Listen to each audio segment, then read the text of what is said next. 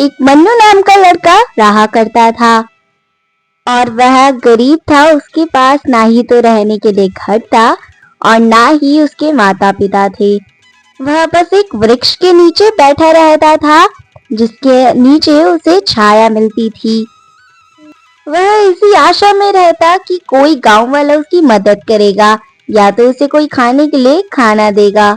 लेकिन सारे ही गांव वाले उसके नजरअंदाज करके चले जाते थे और उसकी तरफ नहीं देखते थे और ना ही तो कोई उसकी मदद किया करता था।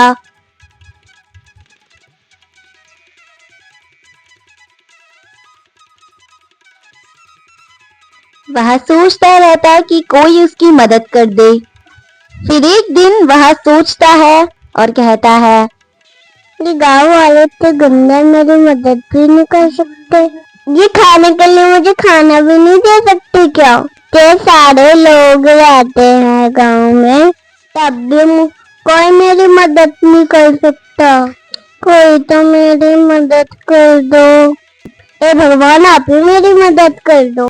तभी एक दिन मन्नू सो रहा होता है और एक बूढ़े दादा उसके पास आते हैं और वह उससे कहते हैं, उठो बेटा, मुझे तुमसे कोई बात कहनी है, उठो। तभी एकदम से मन्नू उठता है।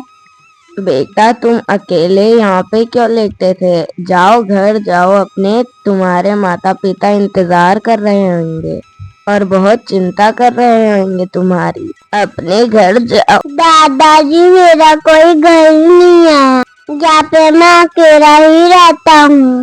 मेरे माता पिता भी नहीं है और ये गाँव वाले मेरी मदद भी नहीं करते। मैं इसे पेड़ के नीचे रहता हूँ, यही मेरा घर है। मेरे पास आपको देने के लिए कुछ नहीं है, मुझे माफ कर दो। मैं इसी छाया में रहता हूँ। अरे बेटा, मैं तुमसे कुछ लेने नहीं आया, रुको मैं तुम्हें कुछ देता हूँ। ये लो बीज, ये एक जादुई बीज है। अगर तुम इसकी देखभाल अच्छे से करोगे तो तुम्हें इसका फल अच्छे से मिलेगा। इसे समय पर तुम्हें धूप देनी होगी और पानी देना होगा। मैं तुम्हारी यही मदद कर सकता था। बस मुझसे वादा करो कि तुम इसकी देखभाल अच्छे से करोगे। जहाँ पे अच्छे से धूप आती हो वहाँ पे इसे उगा देना। लाइए दादाजी, दीजिए। मैं आपसे वादा करता हूँ, मैं समय पर पानी दूंगा और धूप भी समय पर दूंगा। मैं इसकी देखभाल अच्छे से करूंगा। इतना कहकर दादाजी मन्नू को बीज दे देते हैं। मन्नू बड़ा ही खुश होता है। दादाजी, मेरी मदद करने के लिए शुक्रिया। आप ही आज जिसने मेरी मदद करी। बेटा, इसकी कोई जरूरत नहीं।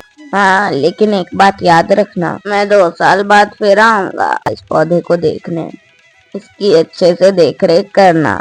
इतना कह के वह दादाजी जाने लगते हैं। तभी मन्नू वह बीज को बो देता है और थोड़ा उसमें पानी भी डालता है, उसी बर्तन में जो कि दादाजी ने उसे दिया था। वह हर दिन उसे अच्छे से पानी दिया करता और धूप देता था। ऐसे ही 1-2 दिन बीत जाते हैं। तभी मन्नू एकदम से देखता है उस पौधे में कुछ सुनहरी सी चीज चमक रही थी।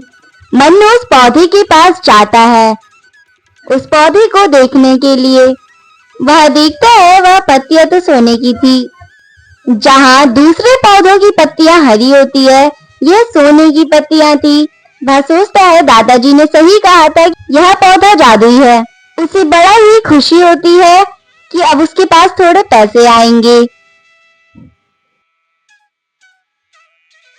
तभी वह सोचता है और कहता है, अरे वाह, इसमें तो सोने की पत्तियां आ गई। शायद ये उसी का फल है।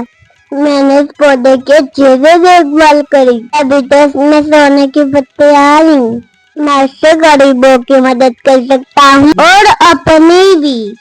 चलो अब बस मैं यही करूँगा, दूसरों की मदद। तभी मन्नू के पास वही गांव वाले आते हैं जो मन्नू को नजरअंदाज करके जाते थे और उसकी मदद नहीं करते थे। वह आते हैं और उससे कहते हैं, अरे बेटा मन्नू, देखो तुम्हें कोई जरूरत नहीं है इस पौधे को रखने की। वैसे भी तुम काफी छोटे हो, तो इसकी सुरक्षा हम कर लेंगे। बताओ तुम कितने दाम लोगे इस पौधे के? हम तुम्हें बहुत सारे पैसे देंगे इस पौधे को देने के। अरे हाँ हाँ मन्नू बेटा, तुम इसे हमें दे दो, हम इसकी सुरक्षा करेंगे और हम तुम्हें पैसे भी देंगे। मन्नू उन सभी गांव वालों को मना करता जाता है वह गमला देने के लिए। ये गमला मैं किसी को नहीं बेचूंगा। एक बूढ़े दादाजी आए थे, उन्होंने मुझे एक बीज दिया था और उन्होंने कहा था इसकी अच्छे से देखभाल करना। तो मैंने इसकी अच्छे से देखभाल की। मैं किसी को भी नहीं बेच सकता। तभी गांव वाले ये सब सुन के वहां से जाने लगते हैं। एक दिन गांव का मुखिया मन्नू के पास आता है और कहता है, अरे बेटा मन्नू, क्या बात है, तुम ये गमला किसी को क्यों नहीं बेच रहे? लो, मेरे को बेच दो ये गमला, मैं तुम्हें इसके अच्छे पैसे दूंगा। लाओ। नहीं नहीं, आपको ये गमला नहीं बेच सकता। अगर आप मुझसे ये पत्तियां लोगे तो मैं आपको ये पत्तियां बेच सकता हूँ। बताओ, खरीदोगे? कुछ पत्तियां और उसके पैसे दे देना मुझे। हाँ बेटा, लाओ, मैं तुमसे कुछ पत्तियां खरीद लेता हूँ और उसके पैसे दे देता हूँ।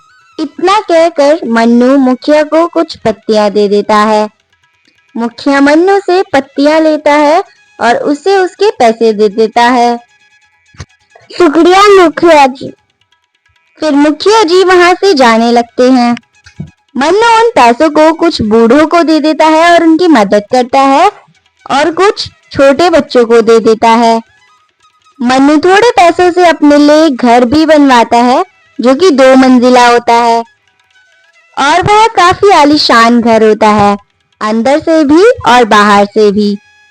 अब 2 साल होने वाले थे और वह बूढ़े दादाजी फिर से आने वाले थे। 1 साल बाद वह बूढ़े दादाजी फिर से आते हैं मन्नू के पास और कहते हैं,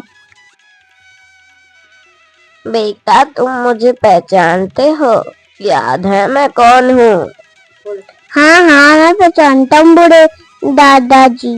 आप शायद वो गमला लेने आए होंगे। आप ले जा सकते हो क्योंकि अब मेरी जरूरत पूरी हो गई। जैसे आपने कहा था वैसे ही मैंने पौधे की देखभाल की और उसे समय पे पानी भी दिया और धूप भी। नहीं नहीं बेटा, मैं तुमसे वो पौधा नहीं लेने आया।